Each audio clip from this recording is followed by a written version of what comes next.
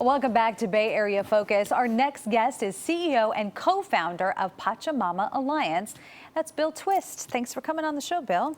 Thank you for inviting me. All right, so Pachamama Alliance, tell us about the mission.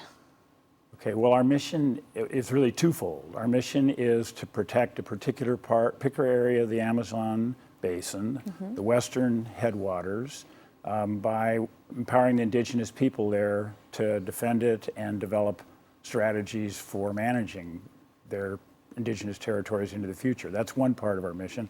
The other part of our mission is to educate people around the world about the issues of sustainability and environmental justice.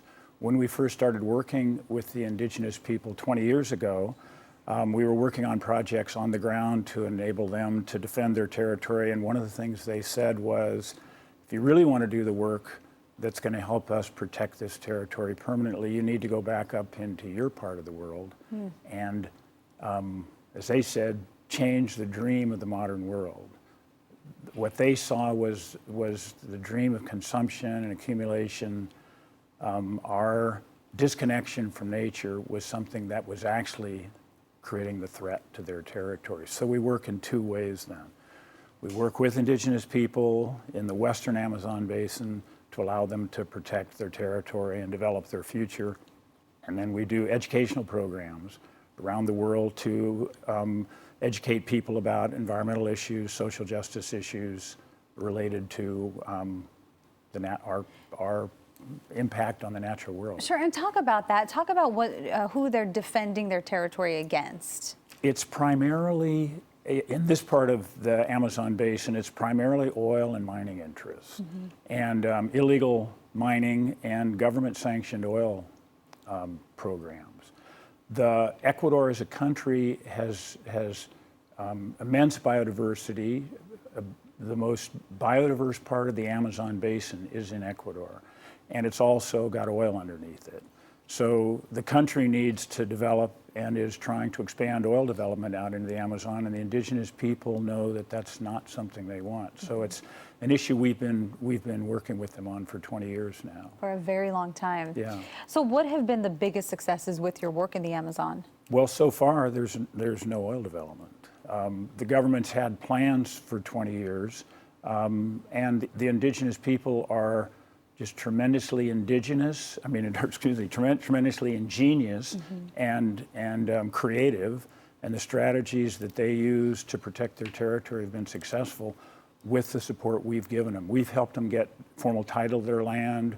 We have a team of lawyers that work with them and have represented them in court cases in Ecuador and up into the Inter-American court system. So oil development has stayed out. And so far, that's a big success. It's a big success. Our goal is that ends up being a permanent situation there. With international prices of oil down as low as they are, and the world recognizing that we've got to address climate change, and in addressing climate change, we can't afford to burn all of the oil that we've already found around the world. So the place we ought to be leaving oil in the ground is under a tropical rainforest. And so we're working with other organizations now and have a plan over the next 10 years, 20 years, that this whole area be put into permanent protection and oil be left in the ground there. So when they told you, go back to your land and tell people here about that, how hard was it to get people on board here? Well, we're still working on that. It took us 10 years, after 10 years after we started 20 years ago, right away they said, the work to do is not just here. Please do the work here, but the work is up in your part of the world. It took us 8 or 10 years before we had the confidence to go out and start educating people around the world. And we're now in 82 countries, all volunteers trained to lead educational programs that we've developed. Hundreds of thousands of people have taken them.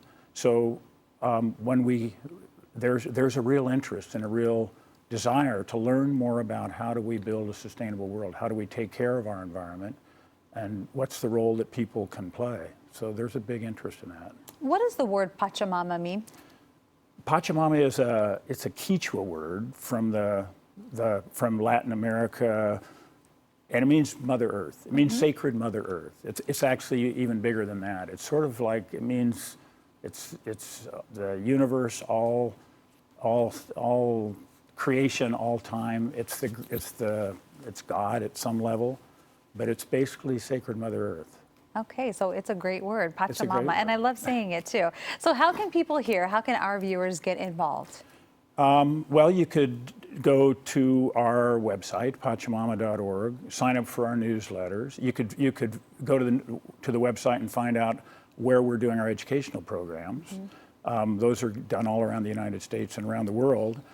We do programs, trips to the Amazon. We take people about every other month. We take trips down that really are a deep immersion in people understanding about the ecology of the area, learning about the indigenous cultures of the area. We're going to be developing a program in the coming years that's aimed at permanent protection for this area, and it's going to require international finance, both at the UN level, the financial mechanisms that came out of the Paris Climate Accord, and we think it's going to be privately funded by individuals too. So if you get involved with us eventually, that's something that you'd be able to be involved as a funder. Well, there is a lot of work to be done. Bill, thanks so much for coming on and telling us about Thank you for inviting Pachamama. me. And to find out more, you can log on to pachamama.org. Again, that's pachamama.org. Coming up, an international organization helping local communities fund their future. We'll be right back.